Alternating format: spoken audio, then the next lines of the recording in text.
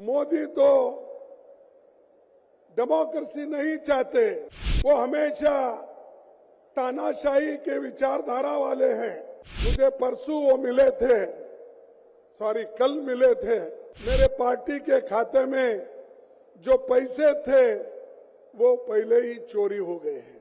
इस देश को बचाने के लिए, इस देश में एकता रखने के लिए, इस देश के डेमोक्रेसी को बचाने के लिए और इस देश के संविधान को बचाने के लिए ये लोग सारे इकट्ठे हो गए।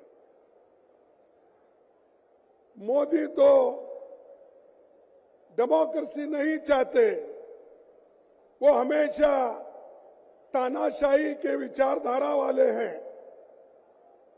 मुझे परसों वो मिले थे, कल मिले थे राष्ट्रपति भवन पे। वहां पर शाह थे, नड्डा थे और मोदी जी भी थे और दूसरे नेता लोग भी थे। तो मुझे नड्डा जी ने पूछा कि आपका चुनाव प्रचार कब से हो रहा है और आपका लिस्ट कब फाइनल हो रहा है।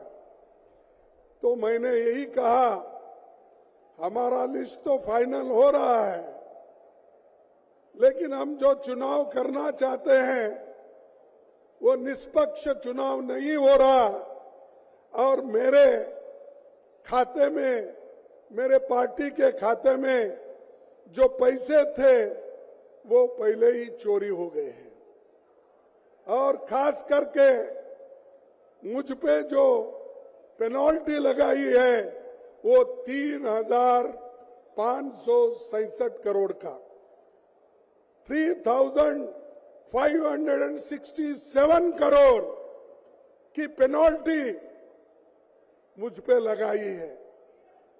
14 लाख का हिसाब हमने नहीं दिया, इसीलिए उन्होंने 135 करोड़ का जुर्म लगाया। ऐसा इंटरेस्ट पे इंटरेस्ट, इंटरेस्ट पे इंटरेस्ट करके आज 3,667 रुपए कर दिया, ताकि जैसा राहुल जी ने कहा हम प्रचार न कर सके, कहीं भी जा नहीं सके, कहीं जाना नहीं, किसी को मिलना नहीं, हमारे कार्यकर्ताओं को कोने कोने में भेजना नहीं। ये तरीका मोदी जी ने अपनाया है और डेमोक्रेसी को एक एक करके हमारे संस्थाओं को वो खराब कर रहे हैं, उसका ऐसा गैर इस्तेमाल कर रहे हैं। चाहे वो ईडी हो, चाहे वो सीबीआई हो, चाहे वो सीवीसी हो, चाहे वो सीबीआई हो, इन संस्थाओं का दुरुपयोग करके एक एक नेता को डरा रहे हैं, यहां तक कि पार्टी के लोगों को भी डरा रहे हैं और ये कह रहे हैं अगर आप कांग्रेस के साथ वो गठबंधन में जाएंगे तो आपको क्या जेल चाहिए, क्या आपको गठबंधन चाहिए। यह मैं दावे के साथ कहता हूं, किन किन नेताओं को उन्होंने डराया। ऐसा ही डरा डरा के बहुत से एमपी खरीदा, एमएलए खरीदा और उन्होंने नए सरकारें बनाई।